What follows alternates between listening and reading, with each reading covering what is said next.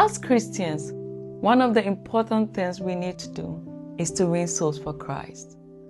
In today's devotion, we are going to learn more on soul winning and some important lessons in soul winning.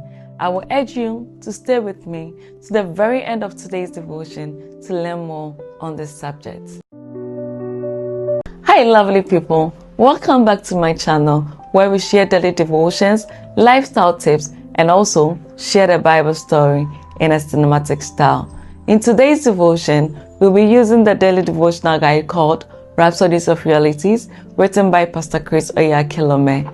And our topic for today is the important lessons in soul winning. Before we dive into today's devotion, if you haven't subscribed to my channel, kindly do so. And also share this word with a friend to also be blessed with today's devotion. Our anchor scripture will be taken from Matthew 5 verse 16, and it says, "Let your light so shine before men that they may see your good works and glorify your Father which is in heaven."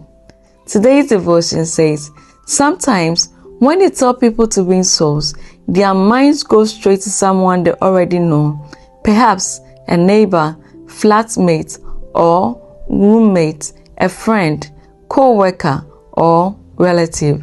The same person they have been witnessing to for years but hasn't responded. So, whenever soul winning is mentioned, that's where their thoughts go. Whilst that may be okay, you need to understand something more about how soul winning works. Those closest to you often don't need repeated persuasion. Your life already speaks to them.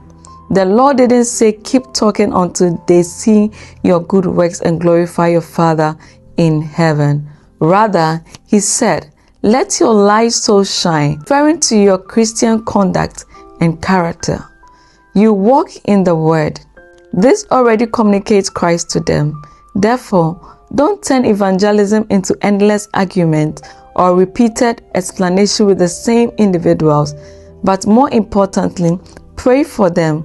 Leave the word before them. Let your Christ-like life be the evidence. They will observe, reflect, and someday be ready to seek answers.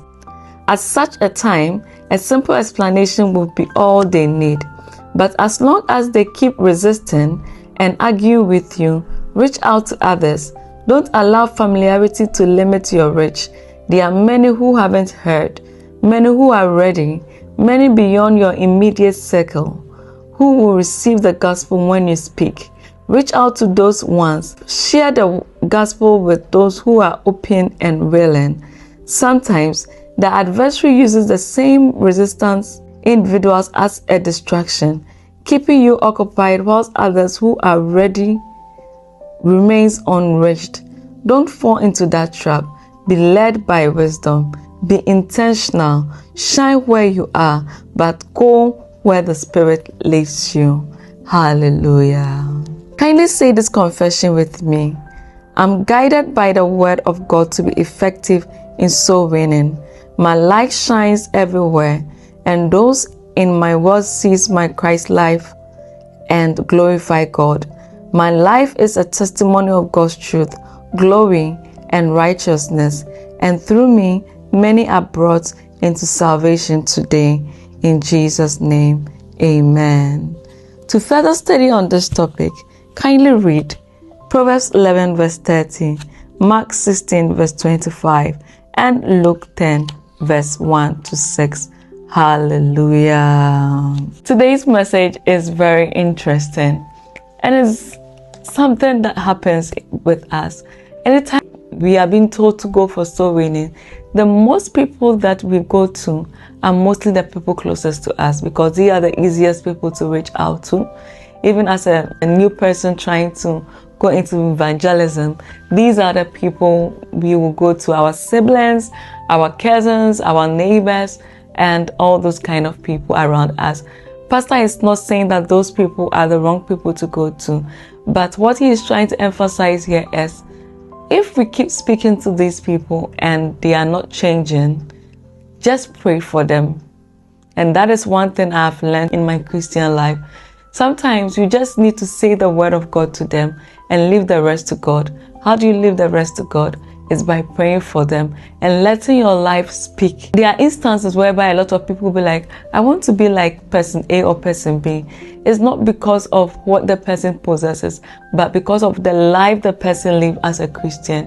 And that life alone is enough evangelism for them to be transformed, or for them to come to the salvation of our Lord Jesus Christ.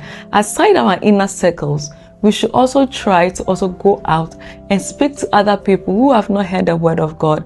It will be surprising to you that some people haven't heard the things you have heard. Until you go out to those people to reach out to, they will never be saved.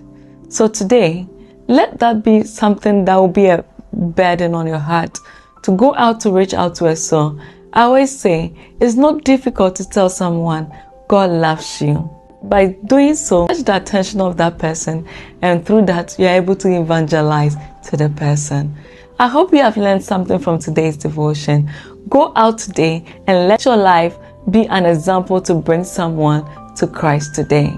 I would like to know what you've learned in today's devotion, and I'll see you in our next devotion. Bye, and have a lovely day.